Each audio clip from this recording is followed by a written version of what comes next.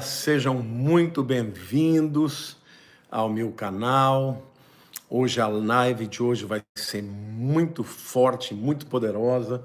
Nós vamos analisar a profecia do dia 30 de março. Vamos também falar um pouco da novela Gênesis, porque terminou esta primeira essa fase, né, da vida de Abraão ainda menino e depois na fase de jovem, e logo vai entrar na fase já de Abraão na sua peregrinação, né? Então, eu vou... Deixa eu ajeitar aqui um pouco a minha câmera. Viu? Então, sejam muito bem-vindos. A gente vai falar rapidamente sobre a novela Gênesis e depois nós vamos entrar na questão da profecia. E já tem gente aqui perguntando como é que nós vamos saber se uma profecia vem de Deus ou não, e eu vou falar muito sobre isso. O tema principal aqui da live de hoje vai ser sobre essa profecia do dia 30, né? Então, deixa eu ver quem está aqui. A Kaira Viana, agora de fato vai começar a novela, verdade. O Alberto Levi, mais uma live de aprendizado extraordinário. Glória a Deus. A Zélia Gonçalves, boa noite. Essa é a minha primeira vez aqui. Seja bem-vinda, querida. Espero que você goste e nunca mais deixe de participar, viu? É uma bênção ter gente nova aqui no canal. E se você ainda nunca se inscreveu no meu canal, tem essa oportunidade, que é um canal que tem sempre o objetivo de ensinar a palavra, de trazer conteúdo relevante, viu, gente? Então, nós vamos começar. Eu vou dar aqui uns 5 minutinhos para começar, esperar o pessoal entrar. E aí eu vou entrar primeiro no resumo da novela Gênesis da semana. Vai ser bem rápido. E logo depois eu já vou entrar nessa profecia do dia 30 e nós vamos analisar com bastante seriedade para ver se isso vem de Deus, se não vem, como que nós devemos nos portar diante disso. Tá bom? Olha, Du Rocha, lá de Garanhuns, no Pernambuco. Boa noite, o Nicolas Alves. Boa noite, pastor querido. Estou no seu curso Teologia 1, estou amando. Obrigado. Amo muito o senhor. Que Deus seja contigo. Obrigado, meu lindo. Deus te abençoe, viu, gente? Olha aqui, quem mais? A paz do Senhor, meu querido pastor, a Raquel Rodrigues. O Cavaleiro Amarelo é somente na abertura do quarto selo. Raquel, você está antecipando aí o que eu vou falar, tá bom? Mas boa reflexão, muito boa reflexão.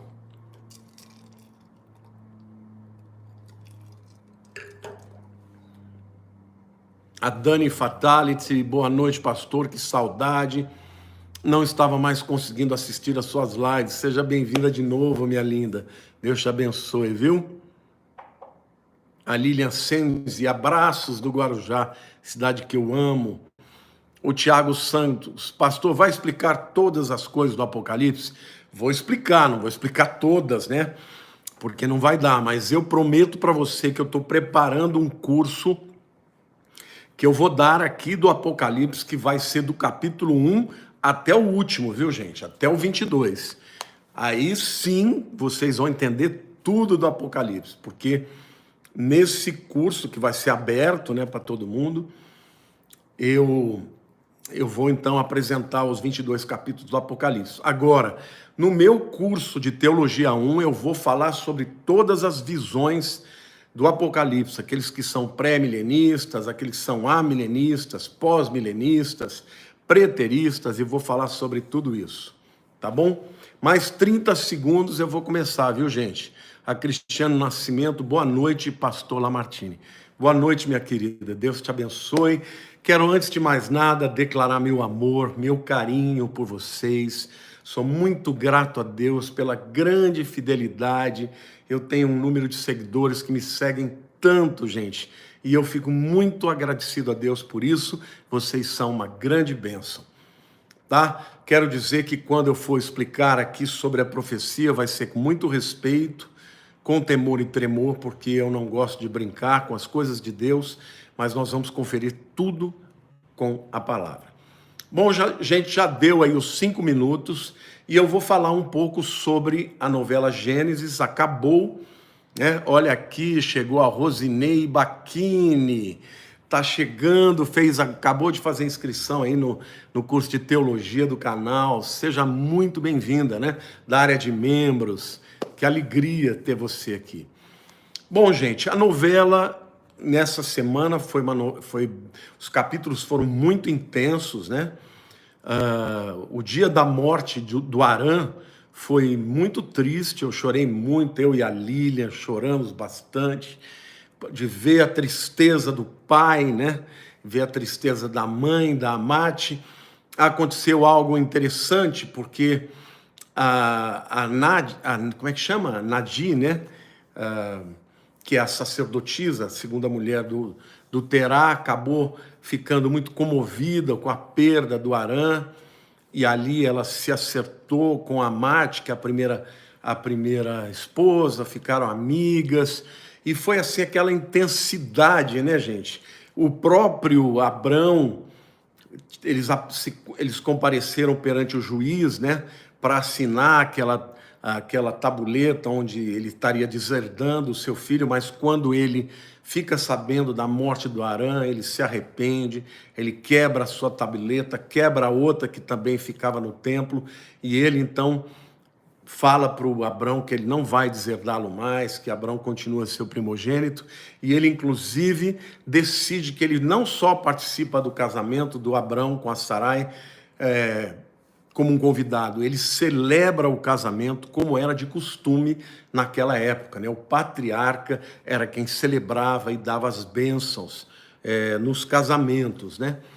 Bom, na parte histórica, nós sabemos que os elamitas, eles de fato invadiram Ur, né? Então há uma invasão lá, o rei Genessim, ele não ouve os seus soldados, o general, os conselheiros, e eles vão para a batalha em campo aberto, sem nenhuma estratégia, e aí então são praticamente dizimados, né? Morre o Genessim, que é o rei de Ur, é decapitado, né, pelo rei dos elamitas, e também morre o Ibicim, né? O Ibicim, que é o filho, Genessim é o... Não, Ibicim é o pai, Genessim é o filho. O filho é morto também, depois quando eles invadem o palácio, mata a esposa do rei, matam todos os conselheiros ali, e eles tomam a cidade e eles declaram que, a partir daquele momento, Ur teria um novo rei, uma nova divindade, porque é importante vocês saberem que quando havia guerra, aquelas cidades eram cidades-estado, né? Tinham o seu próprio rei, tinham o seu próprio exército e a sua divindade. Então sai dali de Ur a divindade Nana e Inanna e passa a vir a divindade Marduk, que é tanto dos babilônios quanto dos elamitas. Então a novela, ela termina essa primeira fase, é um desfecho, né? Com tristeza, as pessoas ali, o rei elamita diz que ele não vai destruir ninguém, que ele vai querer ser um bom rei, que eles devem conviver com o povo elamita em paz. E logo nas cenas do próximo capítulo, já aparece Abraão na sua fase mais velho, né? E na época que ele já deve ter aí por volta de 75 anos, que é a idade que ele tem quando Deus se revela a ele e aparece Abraão, e Abraão se torna realmente um homem extraordinário, o pai da fé. Olha aqui o José Antônio de Souza da Silva, também está entrando agora aqui no meu curso do Teologia 1, seja muito bem-vindo, viu? Em nome de Jesus. Deixa eu ver aqui. O Renato Fernandes, pastor, por que Deus escolheu Abrão? Só tinha ele de justo naquele tempo? Renato, a sua pergunta é muito boa, porém, eu quero dizer que isso é um erro da novela, tá? Porque a Bíblia diz que Abraão era um pagão. Deus não escolheu Abraão porque ele era justo. Ele se tornou justo depois, pela fé e depois de ter sido transformado por Deus. Na novela, eles já colocaram Abraão como uma pessoa quase que perfeita e por conta disso Deus o escolheu. Não, gente. Ao contrário, Abraão era um homem como... É possível que ele fosse bom mesmo, mas ele não era um homem santo. E Deus não escolheu porque ele era justo. Não. A Bíblia diz, o próprio apóstolo Paulo fala: porventura Abraão foi justificado pelas obras ou pela fé? E o próprio Paulo responde, foi pela fé. Então, Abraão foi escolhido pela soberania de Deus, gente. Deus escolheu, tinha que escolher escolheu Abraão. Não foi porque ele era um homem perfeito, não. E ao longo da sua vida, nós vamos ver que ele não é perfeito. Ele mente 2 vezes a respeito de Sarai, dizendo que ela é irmã dele, não mulher. É óbvio que ela era meio irmã dele, né? Mas ela era esposa dele, né? A posição dela era de esposa. Então, assim, o grande problema de você assistir uma novela e não ter aí uma interpretação mais clara é você acreditar em tudo que eles estão dizendo. E tem muitas coisas que estão ali que não são exatamente bíblicas, é o que a gente chama de uma licença poética, né? O escritor está criando um enredo, uma narrativa, e aí então ele acaba criando uma história e as pessoas acreditam em tudo. Então, por exemplo, a Nadir, que a sacerdotisa, ela não existe na Bíblia, não existe nenhuma evidência de ter tido outras esposas, tá? É possível que tivesse tido porque era um povo pagão e eles eram poligâmicos, né? Então, mas toda essa história, ela é de fato errada. O próprio Arã, ele morreu mesmo cedo, porque Abraão acaba levando Ló consigo, né? O filho de Arã. Mas isso não quer dizer que aquela história tenha acontecido. Olha, Rosângela Moraes, seja bem-vinda também ao meu curso de Teologia 1, viu, gente? Quando aparece essa tarja verde aí nova, é que a pessoa acabou de se inscrever e eu quero saudar todo mundo. Bom, a próxima fase da novela, gente, é a fase em que Abraão vai estar já maduro, né, com 75 anos e perto disso. Então ele vai ali começar de fato a peregrinação, porque ele vai ter um encontro com Deus e vai ter essa saga, né? Aquela marcha que a gente viu ali na cena dos próximos capítulos é que Abraão deixa Ur e vai em direção à cidade de Harã, que é a última cidade da Mesopotâmia antes dele entrar no deserto da Síria, né? Que é o deserto que ele vai pegar em direção à terra de Canaã. Então, gente, é isso. Estou terminando aqui esse comentário a respeito da novela e vou agora começar a falar a respeito da profecia do dia 30 de março de 2021, tá? Se você quiser aproveitar, chamar alguém dizendo assim, olha, o pastor vai falar sobre a profecia, essa é uma oportunidade de você ficar, de ouvir, porque tem muita gente alarmada, viu, gente? Luciana Menezes de Souza, seja bem-vinda, viu, ao nosso curso de Teologia 1. Me sinto muito grato por pessoas estarem entrando. Ontem nós tivemos uma live maravilhosa, viu? E todo mês nós vamos ter. Olha, a Marta Barbosa também, seja muito bem-vinda em nome de Jesus. Bom, gente, o pastor que fez esta profecia, né? O pastor Ezequiel, ele disse que Deus teria dado para ele uma revelação de que no dia 30 de março, tá? As pessoas teriam que ficar dentro das suas casas, ungir as portas, porque o cavalo amarelo, né, do Apocalipse estaria passando juntamente com um anjo da morte para matar pessoas no mundo inteiro e que as televisões, né, que a internet ia notificar um aumento muito significativo de mortes, tá bom? E obviamente, isso está viralizando em todas as plataformas, no WhatsApp, no YouTube, Tá muita gente comentando a respeito disso, né? E o pastor Ezequias Silva, tá, da Assembleia de Deus de Belém do Pará. E ele então disse que foi uma revelação que Deus deu para ele, e ele falou isso numa das suas lives nas redes sociais.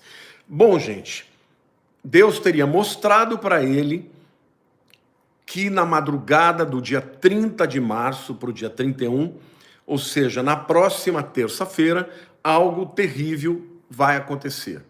Ou acho que é no dia 29 para dia 30, né? Porque se é dia 30, é na madrugada, então é 29 para 30. E ele disse que algo muito terrível ia acontecer, né? Que então as pessoas não tinham que sair nesse dia. E depois eu vi um vídeo dele explicando que não é o dia todo, é só de madrugada, tá?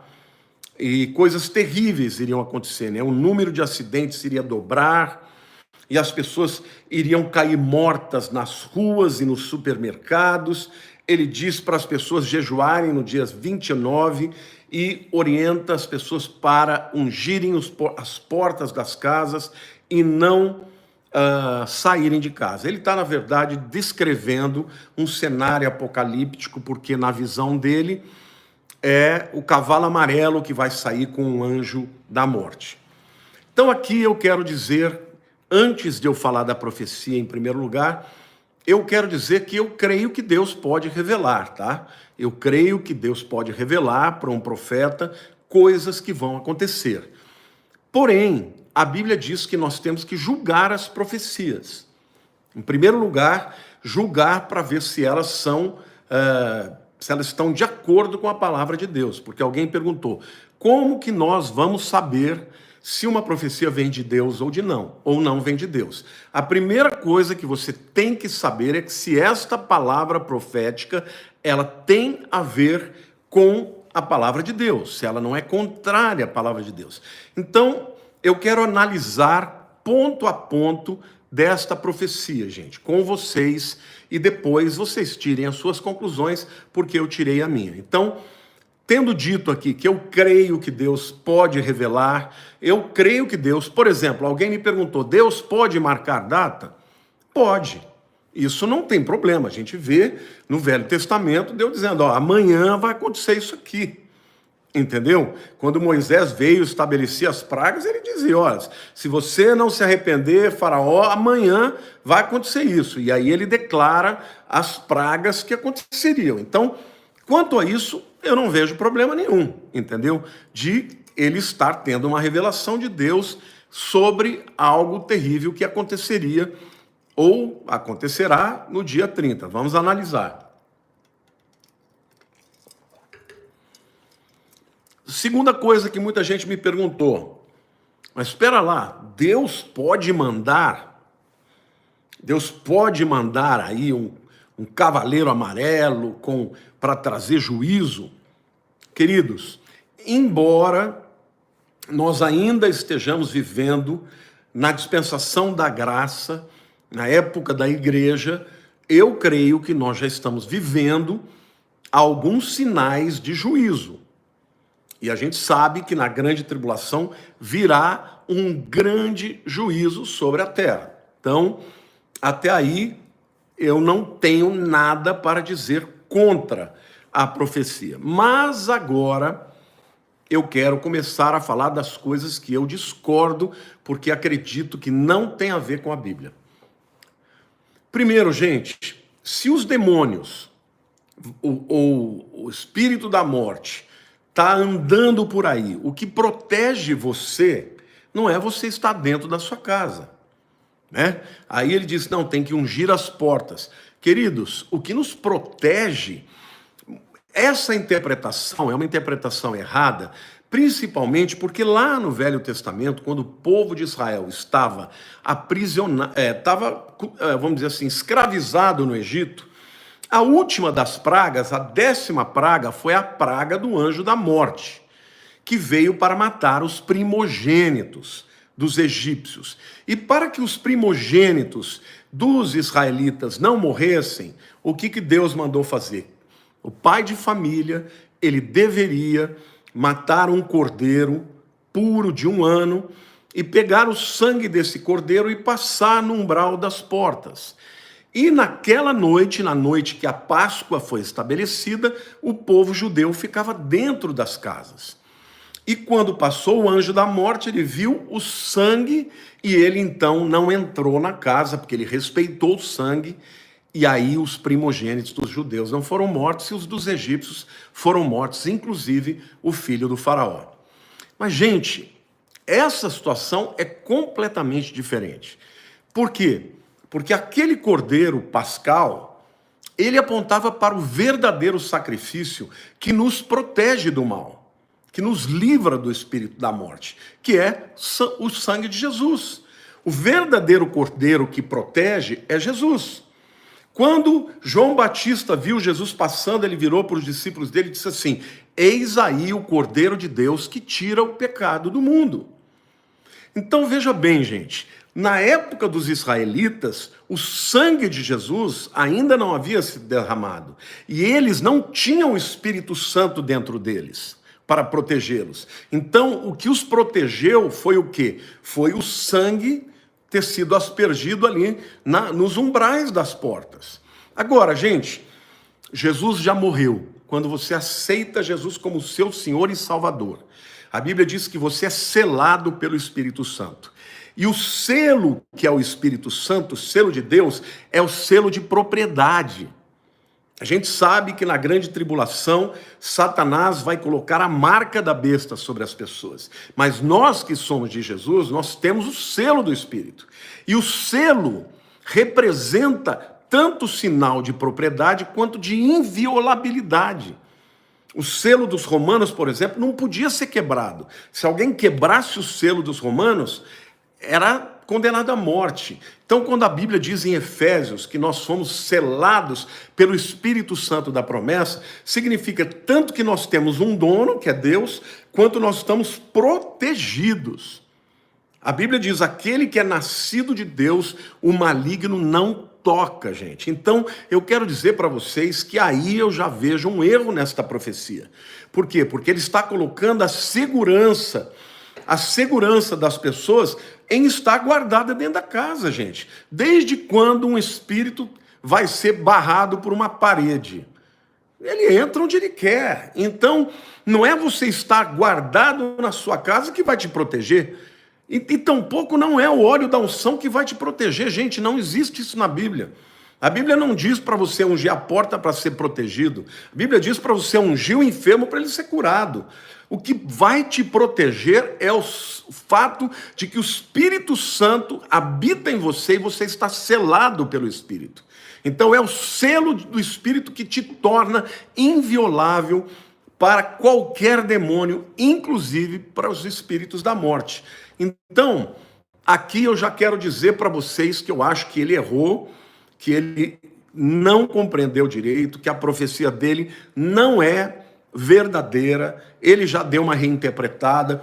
Aqui eu não quero julgar o homem, pode ser um homem de Deus, sabe? Ele simplesmente trouxe uma profecia que no meu entendimento veio do coração dele, dos sentimentos dele.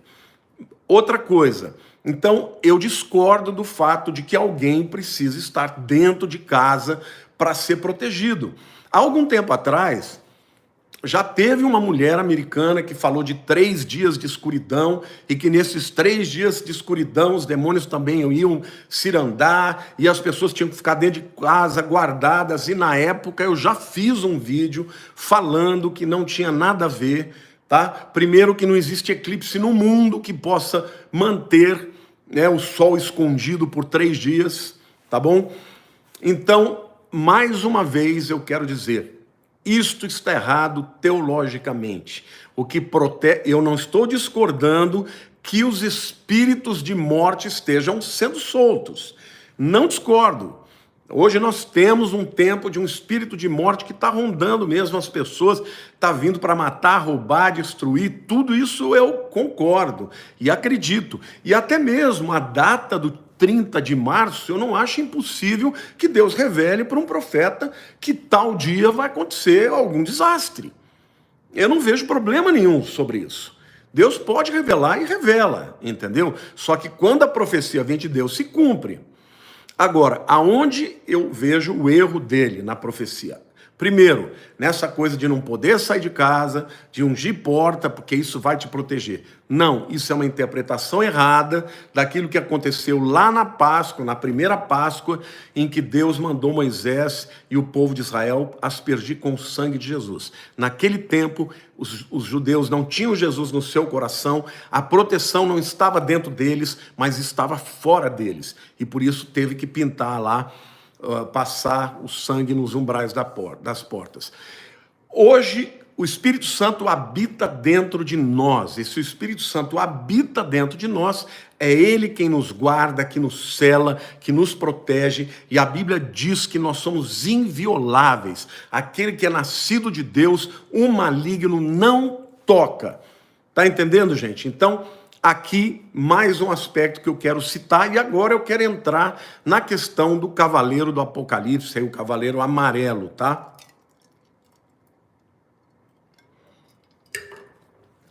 E daqui a pouco, quando eu terminar as explicações, aí eu vou começar a dar oportunidade para vocês fazerem as perguntas, tá bom? Outro erro, no meu entendimento, que ele cometeu teologicamente, é que ele colocou o cavaleiro do Apocalipse, o quarto cavaleiro, lembrem-se, os 4 primeiros selos que Jesus quebra ali no capítulo 6 de Apocalipse. O primeiro é o cavalo branco. O cavalo branco é o levantamento do anticristo. O segundo é o cavalo vermelho, e ali fala de guerra. O terceiro é o cavalo negro, e ali fala de fome, né? E o quarto cavalo é o cavalo amarelo, entre aspas, que na verdade não é amarelo, porque no original a palavra é chloros, chloros é verde. Então, este último cavaleiro, ele na verdade ele é uma reunião de todos os outros, né? Ele vem com matança, com morte, com pestes, né? É um espírito de morte tremendo que vai ser liberado sobre a terra. Mas aonde está o erro aí, gente? Não se esqueça, tem muita gente que confunde. O período que nós estamos vivendo do Apocalipse é o período em que Jesus falou o princípio de dores. Nós não estamos vivendo ainda na grande tribulação. Apocalipse capítulo 6 já é o início da grande tribulação, porque o arrebatamento acontece no capítulo 4, versículo 1, quando o apóstolo João diz o seguinte. Antes disso eu quero dar um abraço para o André Amorim, seja bem-vindo ao curso de Teologia 1. Eu queria dizer o seguinte para vocês, gente, que lá em Apocalipse capítulo 4, versículo 1, eu vou ler para vocês, para não ficar dúvida alguma, tá, gente? Olha aqui. Depois destas coisas, olhei e eis não somente uma porta aberta no céu, como também a primeira voz que ouvi, como de trombeta, ao falar comigo, dizendo, sobe para aqui. Então aqui você vê claramente 3 sinais de que isso aqui é o arrebatamento da igreja. Primeiro, uma porta aberta nos céus, tá? Segundo, uma voz como de trombeta, e o apóstolo Paulo fala que vai ser ao som da trombeta, né, do arcanjo de Deus. E aí, a voz que fala com ele com som de trombeta fala, sobe para cá. Ora, isso aqui é o arrebatamento da igreja. No capítulo 5, a gente já vê claramente todo mundo na presença do trono de Deus, né? E ali João vê claramente na mão direita de Deus um livro selado com 7 selos, por fora e por dentro, que ninguém podia abrir. E quando alguém fala, quem é digno de abrir os livros e de quebrar os seus selos? Houve um silêncio nos céus. E aí João começa a chorar copiosamente, porque ele percebeu que era muito grave aquele momento. E aí naquela hora ele ouve uma voz dizendo, não chores, porque o leão da tribo de Judá, o cordeiro que foi morto, ele é digno de abrir os livros. E aí aparece Jesus na sala do trono. E ali Jesus toma da mão de Deus o livro que fala dos destinos da humanidade. Ali, de fato, vai começar a grande tribulação.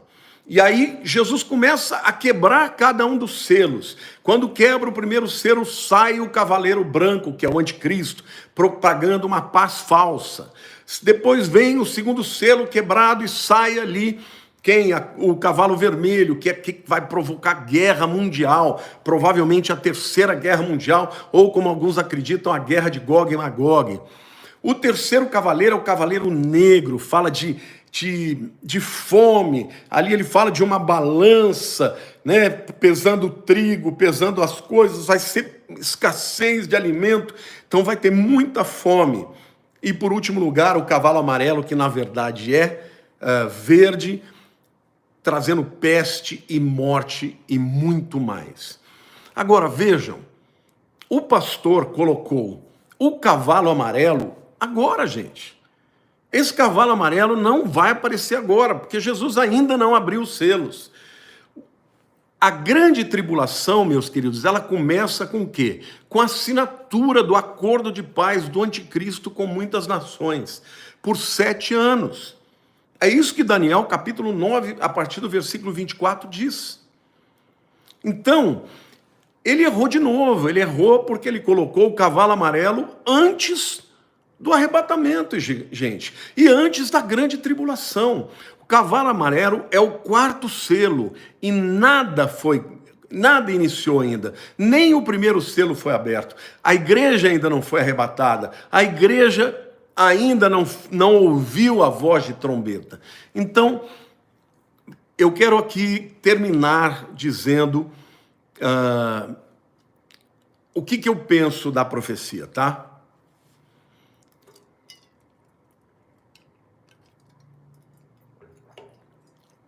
Alguém está dizendo aqui, a Daniele Dobrins, a Páscoa judaica, na mesma época que a nossa, explica as festas judaicas. Segura essa pergunta aí que depois, quando eu for começar a responder, eu vou explicar para vocês. O que eu penso? Não estou julgando o fato dele ser um homem de Deus, acredito que seja, mas o fato dele ter sentido estas coisas não significa que ele tenha acertado. E, queridos, a pessoa errou a profecia em parte, ela errou em tudo. Porque quando Deus revela, ele não revela a parte, entendeu? Ou vem de Deus ou não vem de Deus. Então, na minha opinião, o pastor ficou impressionado, deve ter tido um sonho, alguma coisa, e ele então trouxe essa profecia. De novo, não duvido que Deus revele hoje. Segundo, não duvido que Deus possa dar uma profecia, inclusive mostrando a data. Não. Terceiro, não duvido que Deus possa estabelecer o juízo. Pode. O que eu questionei, e estou questionando a palavra profética dele, é sobre a orientação de ficar dentro de casa. Por quê? Porque dentro de casa você vai estar protegido, né? Porque vai jejuar e vai ungir as portas. Isso não tem respaldo bíblico. Porque hoje quem nos protege é o sangue de Jesus e quem nos protege é o Espírito Santo que habita em nós, que nos selou. A Bíblia diz, não entristeçais o Espírito Santo da promessa, no qual fostes selados até o dia da redenção. O dia da redenção é o dia do arrebatamento. Ou seja, até o dia do arrebatamento, gente, nós estamos protegidos, selados, guardados, selo de propriedade. Então, não tem essa história de agora, no dia 30, eu tenho que ficar escondido em casa, sabe? Aí ele até faz um outro vídeo dizendo assim, não, mas se você tem que trabalhar, não tem problema, pode ir que Deus está te protegendo. Gente, vocês percebem que até ele começou a perceber que ele podia ter errado e começou a dar uma interpretação diferente, porque ele fez outros vídeos, né? Até ali dizendo, gente, estão metendo pau em mim na internet, assim, mas olha, eu não estou falando que vai ser o dia inteiro, vai ser só de madrugada, e olha, isso é para vocês não ficarem saindo aí e tal, mas se você tiver que ir trabalhar, pode ir. Pô, gente, se o anjo da morte tivesse realmente cirandando por aí, e você só tivesse proteção dentro da tua casa, então não importa se você saiu para trabalhar ou não, tá? Então aqui, eu tenho muito temor, sabe, gente, para chegar e afirmar que aquilo está errado, que está certo. O que eu quero dizer para vocês é que eu não vejo respaldo bíblico nessa coisa do cavalo amarelo. Eu não acho que o cavalo amarelo está sendo solto agora, porque ele é o 4º selo do Apocalipse, tá bom? E também não acho que você estaria protegido dentro da sua casa. Se tudo isso ele estivesse falando, ó, vai acontecer no dia 30, e ele dissesse, ore, jejue e tome posse do sangue de Jesus e creia na proteção que o Espírito Santo dá a você, acabou. Poderia ser verdade, aí eu não iria discordar. O próprio Salmo 91 diz, aquele que habita no esconderijo do Altíssimo, a sombra do Onipotente descansará. Ou seja, Deus é suficientemente poderoso para nos proteger. Nós não precisamos de uma casa para nos proteger, porque o Espírito, meu querido, ele entra na parede que ele quiser. Então não é uma casa que vai te proteger. Ah, mas são as portas que vão estar ungidas. Não existe isso na Bíblia. Na Bíblia você unge o enfermo para orar por enfermidade. Unge com óleo o enfermo para que ele seja curado. É isso. Tá? Ele misturou a unção lá da Páscoa e do sangue do Cordeiro com a unção do óleo e aí disse que você vai estar protegido. Eu discordo disso. Eu acho que, de fato, nós somos protegidos pelo sangue de Jesus e pelo fato do Espírito Santo ter nos selado. Tá bom, gente? Eu vou agora começar a responder as perguntas para vocês e eu queria pedir para vocês depois compartilharem essa live, vai ficar gravada, tá bom? Por quê? Porque tem muita gente que está apavorada, gente. Eu percebo que as pessoas estão apavoradas. As pessoas estão com medo, já não basta o Covid que está aí matando todo mundo. As pessoas ainda vão ficar, sabe, apavoradas com isso? Não fique, meu querido. Nosso Deus, ele já nos selou e nós já estamos debaixo do sangue do Cordeiro.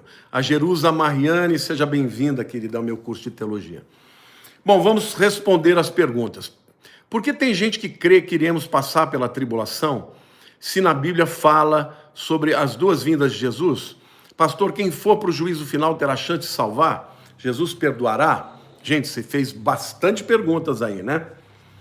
Essa questão da grande tribulação, gente, não dá para responder aqui, porque tem muitos argumentos que eu teria que dar, tá? E tem muita gente que acredita que vai passar e eles têm as razões deles. Quando chegar a oportunidade, aliás, eu estou cheio de vídeos aí sobre isso, sobre a grande tribulação, quem vai ser arrebatado, eu aconselho vocês a procurarem, tá?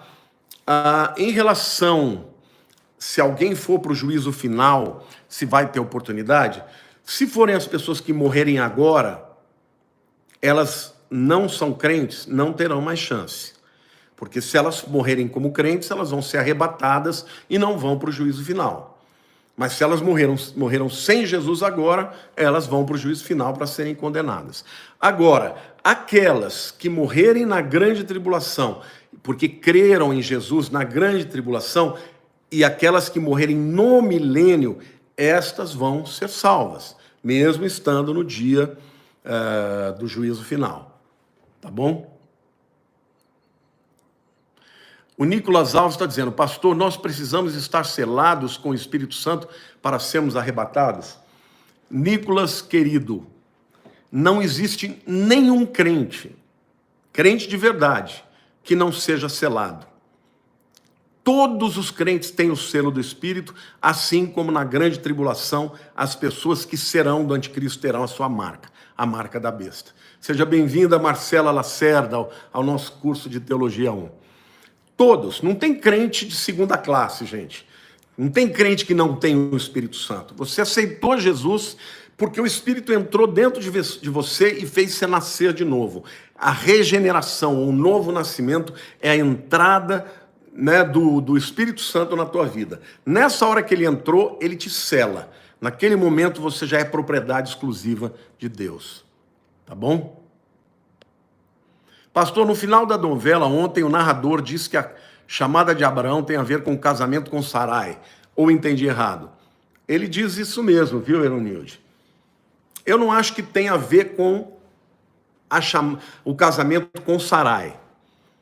Mais uma vez eu discordei da novela. O que, na verdade, aconteceu é que Deus chamou os dois. Não é que Deus chamou Abraão por causa de Sarai. Não. Deus chamou a Abraão e a Sarai. Isso fica evidente porque quando Abraão tenta dar um jeitinho e tem um filho com a serva, com a egípcia Agar, Deus falou, mas não é esse o filho da promessa, não. O filho da promessa é com Sarai. Então, não é que Deus só chamou Abraão porque ele casou com Sarai. Não. É ao contrário. Deus chamou os dois e garantiu que eles se casassem. É assim que eu creio. A chamada, a escolha, a predestinação de Abraão e Sarai está muito antes deles se casarem. Tá bom, gente?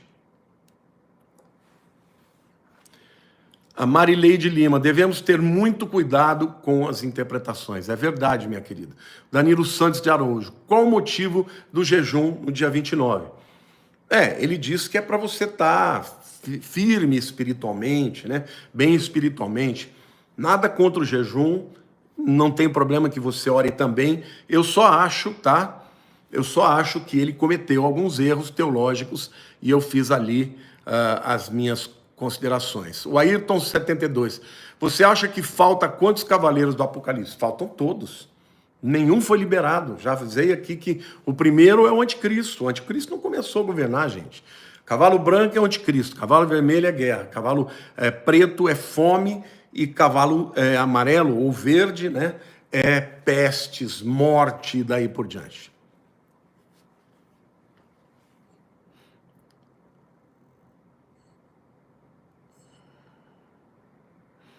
Pastor, na segunda vinda de Cristo, na tribulação, Jesus vai aparecer para todo mundo ou vai só aparecer no Armagedon?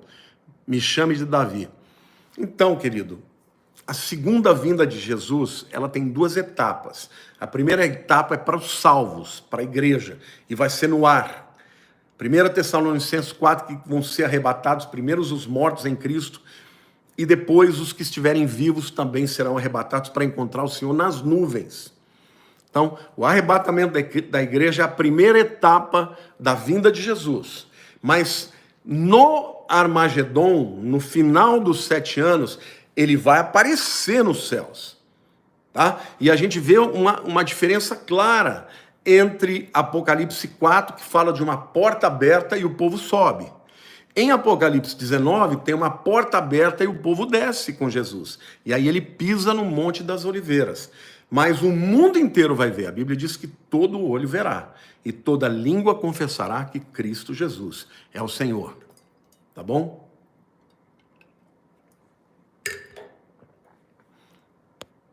O Luan Lima Alves está dizendo, pastor, você acha que o falso profeta e o Papa e o Emmanuel Macron e o anticristo? Ah, tá. Olha, gente, eu não gosto de fazer essas afirmações, tá? Mas quem tem ouvidos ouça o que o Espírito diz à igreja. Eu realmente não sei quem é. A gente só saberá quem é o anticristo quando assinar o acordo de paz que vai permitir a reconstrução do terceiro templo.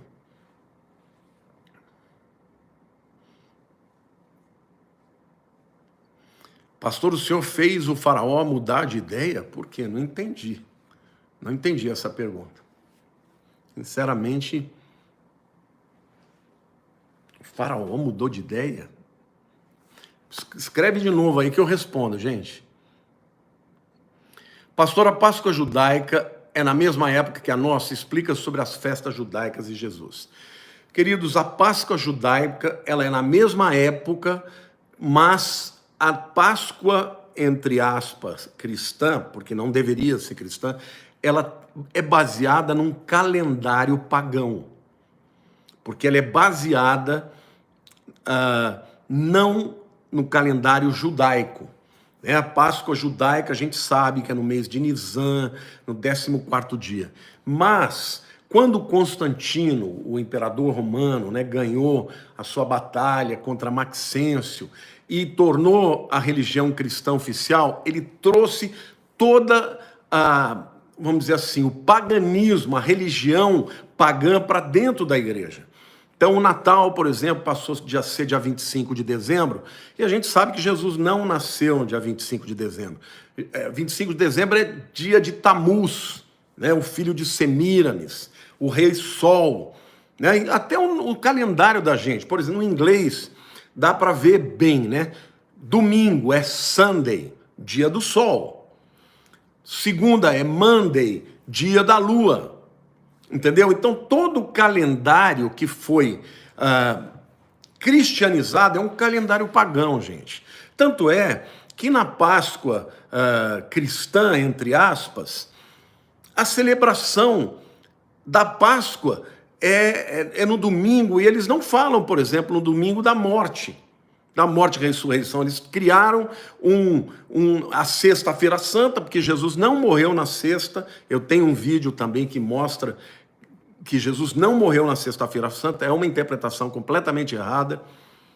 Então, é na mesma época, mas nunca coincide, porque simplesmente... Oi? Esse ano vai coincidir. Esse ano a Lília está dizendo que vai coincidir, mas são calendários completamente diferentes, tá? A quarentena, por exemplo, os 40 dias de quaresma tem a ver com carnaval. O que isso tem a ver com, gente, com Jesus? Não tem absolutamente nada a ver, tá? Agora, em relação às festas judaicas, todas elas dizem respeito, todas as festas judaicas dizem respeito a Jesus. Jesus morreu na Páscoa, ele foi enterrado no dia de Pães Ázimos, ele ressuscitou no dia de Primícias, ele mandou o Espírito Santo no dia de Pentecostes, tudo exatamente no mesmo dia. Ora, a quinta festa é a festa de trombetas. O que vai acontecer na festa de trombetas? É a volta de Jesus. A gente não sabe o dia, nem a hora, nem o ano, mas eu tenho muita convicção que será nesse período, tá? Da festa de trombetas. Aí depois vem a festa do Yom Kippur, que é o arrependimento de Israel, é a conversão de Israel durante a grande tribulação, e por último, a festa de tabernáculos, que é o milênio em que Jesus vai governar o mundo aqui na terra. A Thelma Villanova Amaral, seja bem-vinda, está chegando agora ao meu curso. Gente, quero aproveitar, tem aqui mais de 10 mil pessoas, se vocês querem aprender a Bíblia, se inscrevam no meu curso Teologia 1, da área de membros de canal. É só entrar no meu canal, Lamartine Pozzella, e procura qualquer vídeo lá que tem um link do Teologia 1, que vai estar lá. Se inscreva e você vai ficar maravilhado com os ensinamentos que eu coloco ali. Tá? Quando terminar essa primeira etapa, eu já vou começar, quando eu estou falando das técnicas de interpretar a Bíblia, vai ser sobre Apocalipse, gente. Vai ser tremendo, vai ser simplesmente maravilhoso. Vamos lá responder aqui. Pastor, boa noite. Não, tá bom assim, querida.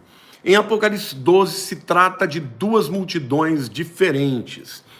Apocalipse 12, vamos lá, Apocalipse 12 fala tanto da mulher, né, quanto fala da guerra de Lúcifer, né, do dragão contra o arcanjo Miguel. E, obviamente, as multidões elas vão ser separadas, como o joio do trigo, né? Começa a falar da mulher, né, vestida de sol, com a lua debaixo dos seus pés e uma coroa de 12 estrelas na cabeça, que achando-se grávida, grita com as dores de parto. Aqui é Israel, sofrendo tormentos para dar à luz. Vi também outro sinal no céu, e eis um dragão grande e vermelho, com 7 cabeças, 10 chifres, e nas cabeças 7 diademas. Aqui é o diabo, né? E a sua cauda arrastava a terça parte das estrelas do céu, que são os demônios, né? Aí vai ter a guerra de Satanás contra o arcanjo Miguel, e ele vai ser expulso definitivamente dos céus, e aí ele vem para a terra, e vem com toda a fúria do mundo para perseguir a Israel, perseguir a mulher, né, que deu a luz. Tem gente que fala, não, mas a mulher é a igreja. Não, gente. A mulher aqui, ela dá luz ao varão que vai governar o mundo com cetro de ferro. Quem é o varão que vai governar o mundo com cetro de ferro? Jesus. A igreja não deu a luz a Jesus, ao contrário. Jesus é que fez a igreja nascer. Quem deu a luz, não é isso? A Jesus foi Israel, tá? Então é isso, gente. As pessoas confundem. Seja bem-vinda, Maria Brito, ao meu curso de canal, no curso da minha área de membros, Teologia 1. Alcides Dantas também, seja bem-vindo. E a Serena Malea. Vocês vão gostar muito do curso, viu? Tenho certeza. Vamos ver mais. Por que a Trindade? Só um Deus ou três deuses? Olha, Mateus, Gabriel, esse é um dos grandes mistérios, mas a Bíblia fala claramente de Deus Pai, de Deus Filho e de Deus Espírito. Eu tenho já no meu canal do YouTube, vai lá, escreva lá Martini Pozzella e Trindade. Eu vou usar muitos textos para mostrar para vocês que a Trindade existe. Olha, a Nájila Boaventura, seja muito bem-vinda ao meu curso de Teologia 1. Deus abençoe. Meus queridos, nós estamos chegando ao fim aqui da nossa live. Eu queria pedir a vocês, encarecidamente, que compartilhem esse vídeo, que comentem, que curtam, porque muita gente precisa ouvir isso, gente. Tem muita gente apavorada, gente me descrevendo, pastor, tem misericórdia de mim, eu estou com medo no dia 30.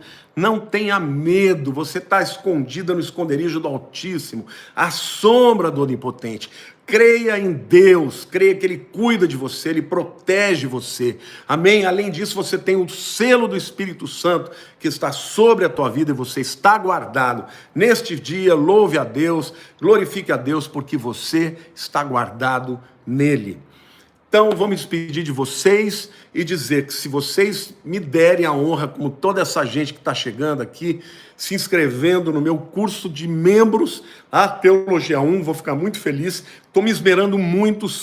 As aulas são profundas, gente, muito profundas. E vocês serão muito abençoados. Um beijo grande para todo mundo. Daqui a pouquinho, às 9 horas, eu estarei junto com o pastor Rodrigos, falando sobre a grande tribulação, só que vai ser no meu Instagram e no dele. Então, sai daqui, entra lá. 9 horas vai começar. Eu vou entrar um pouquinho depois na live dele, mas nós vamos falar sobre a grande tribulação, só sobre isso. Vai ser sensacional, viu? Se você não lembrar o nome dele, tem no meu canal do Instagram, ou você pode simplesmente entrar no meu canal, porque lá vai estar ao vivo também. Tá bom, gente? Amo vocês. Um beijo a todos. Muito obrigado por essa multidão que esteve comigo hoje aqui. Amanhã. Como? Os cultos amanhã. Amanhã temos cultos na igreja Yacht Church. 8h30, pastora Lília, e 10h30, pastor Lamartine. Um beijo para todo mundo.